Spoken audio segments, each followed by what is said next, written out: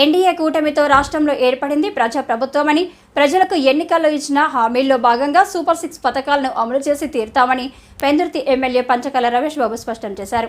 మండల కేంద్రమైన సబ్బవరం మండల పరిషత్తు సమావేశ మందిరంలో శుక్రవారం ఏర్పాటు చేసిన సబ్బవరం, పరవాడ, పెందుర్తి మండలాల రైతులకు సబ్సిడీపై వరి విత్తనాలు, క్రిమిసంహారక మందులను పంపిణీ చేశారు.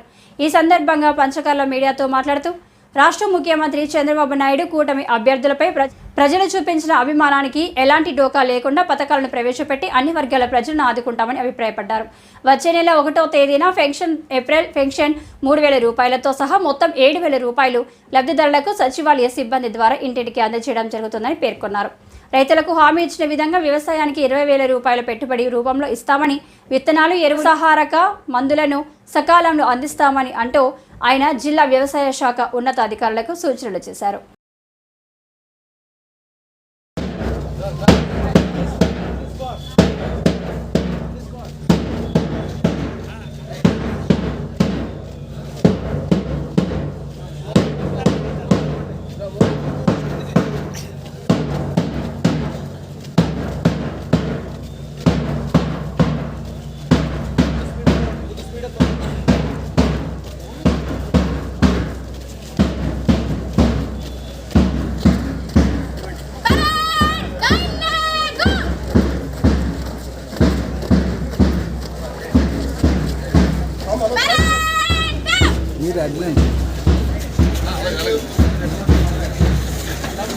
కలుపుకొని రేపు విత్తనాలు వేసుకున్నట్లయితే దీని ద్వారా ఎక్కువగా మీరు సాంబ మొసరు కానీ సోనా మొసరు వేసుకున్నటువంటి మీకు అగ్గి దగ్గర వస్తుంది.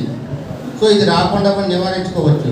ఎందుకంటే ఒకసారి వచ్చేస్తుంది. మా పెద్దొత్త మండలానికి మాత్రం ఊళ్ళో 5 రూపాయలు వచ్చేస్తుంది. అదొకటి మా పెద్దొత్త రైతు కూడా లాస్ట్ మన విడిపోయిన దగ్గర నుంచి కొత్త జిల్లా దగ్గర నుంచి మనకి 5 రూపాయలు ఉంది.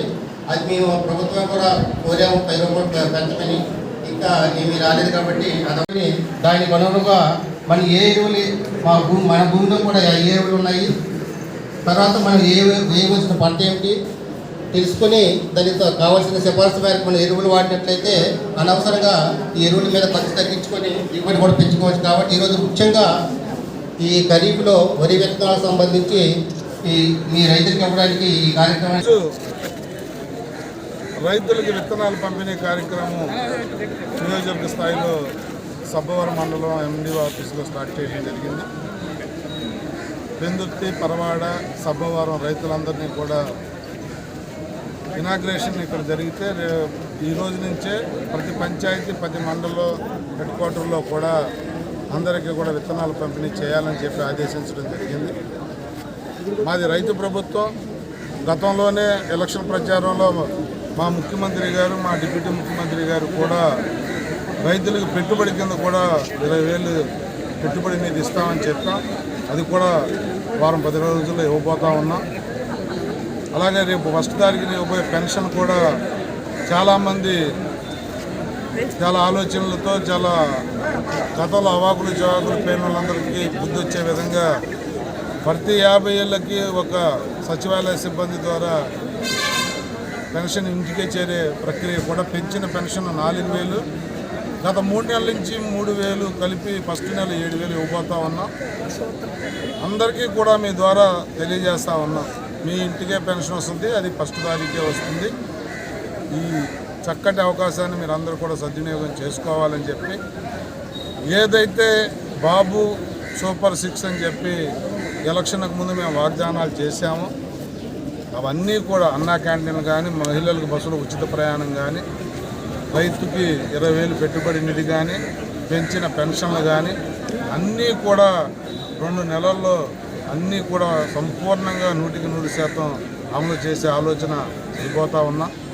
మరి పెన్షన్ నాయకులు రాజకీయ లబ్ధిలాగా మేమేదో వాళ్ళని గంటల తరబడి నిలబెట్టి కార్యక్రమం చేసే ఉద్దేశం కూడా మా ప్రభుత్వానికి లేదు. ప్రతి వారి ఇళ్ళకే మా సచివాలయ సిబ్బంది వెళ్ళి ఇస్తారు. కేవలం మేమందరం కూడా సూపర్వైజ్ చేస్తాం. సరిగ్గా సక్రమంగా అన్న టైంకి అందుతుందా లేదా, సిబ్బంది వెళ్తున్నారా లేదా అన్న సూపర్వైజ్ చేయడం తప్ప ఏ ఒక్క వ్యక్తిని ఇబ్బంది పెట్టి గంటల తరబడి లైన్లో నిలబెట్టి కార్యక్రమాలు కూడా ఉండవని చెప్పి నేను మీ ద్వారా ప్రజలకు మనవి చేస్తా ఉన్నాను. ఇది ప్రజాప్రభుత్వం. మీడియా మిత్రుల ద్వారా నేను ప్రజలకు పిలిపిస్తా ఉన్నా, అర్ధరాత్రి మీకు ఏదన్నా ఇబ్బంది వచ్చినా, ఎలక్షన్లు అయిపోయాయి, ఇంకా పార్టీలు లేవు, పార్టీలు వర్గాలు కులాలు మతాలకు అతీతంగా ఎవరికి ఏ ప్రాబ్లం వచ్చినా కూడా అర్ధరాత్రి అయినా మమ్మల్ని అప్రోచ్ కండి, ఫోన్ చేయండి. ఎవరికి ఏ ఇబ్బంది వచ్చినా మేము అందుబాటులో ఉంటాం.